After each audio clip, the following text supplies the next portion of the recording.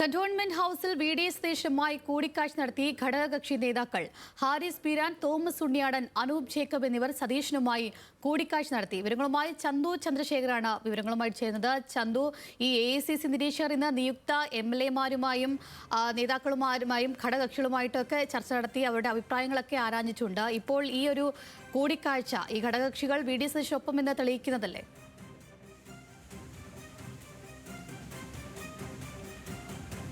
അഞ്ജലി, നേരത്തെ സ്വകാര്യ ഹോട്ടലിൽ നിരീക്ഷകർ എത്തി ഈ ഘടകകക്ഷികളുടെ അഭിപ്രായം തേടിയിരുന്നു. ഈ അഭിപ്രായത്തിൽ പരോക്ഷമായി തന്നെ ഈ ഘടകകക്ഷി നേതാക്കളെല്ലാം വി.ഡി. സതീശന് പിന്തുണ അർപ്പിക്കുകയായിരുന്നു എന്നാണ് നമുക്ക് ലഭ്യമായ വിവരം. പ്രധാനമായും PJ ജോസഫ് അതിനുശേഷം പ്രതികരിച്ചത് നിലവിൽ MLA ആയ ഒരു വ്യക്തി തന്നെ മുഖ്യമന്ത്രി സ്ഥാനത്തേക്ക് വരണമെന്നായിരുന്നു. ഇതെല്ലാം വി.ഡി. സതീശനിലേക്കാണ് വിരൽ ചൂണ്ടുന്നത്.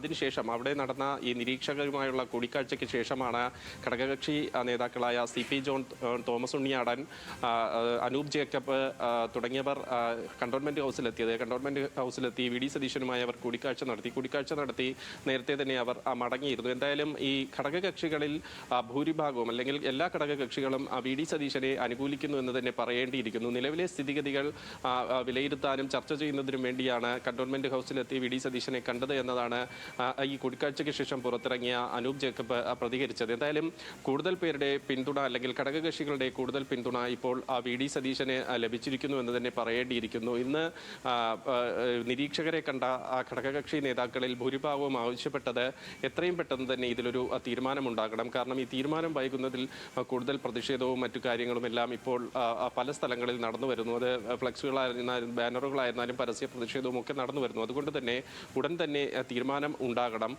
മാത്രമല്ല, ഇപ്പോൾ MLA ആയി നിൽക്കുന്ന ഒരു വ്യക്തിയെ തന്നെ അല്ലെങ്കിൽ MLA ആയി നിൽക്കുന്നയാളെ തന്നെ മുഖ്യമന്ത്രി സ്ഥാനത്തേക്ക് കൊണ്ടുവരണം. അല്ലാതെ മറ്റൊരാളെ കൊണ്ടുവരുന്നത് അത് ജനവികാരത്തെ എതിരാക്കുന്നതിന് ഇടയാക്കുമെന്ന അഭിപ്രായവും ഘടകകക്ഷികൾ പങ്കുവച്ചിട്ടുണ്ട്. അതെല്ലാം പരോക്ഷമായി തന്നെ വി.ഡി. സതീശനെ അനുകൂലിക്കുന്നു എന്ന് വേണം മനസ്സിലാക്കേണ്ടത്. എന്തായാലും ഈ ഘടകകക്ഷി നേതാക്കൾ കന്റോൺമെന്റ് ഹൗസിലെത്തി വി.ഡി. സതീശനെ കണ്ടതിന് ശേഷം ഇപ്പോൾ പിരിഞ്ഞു പോയിട്ടുണ്ട്.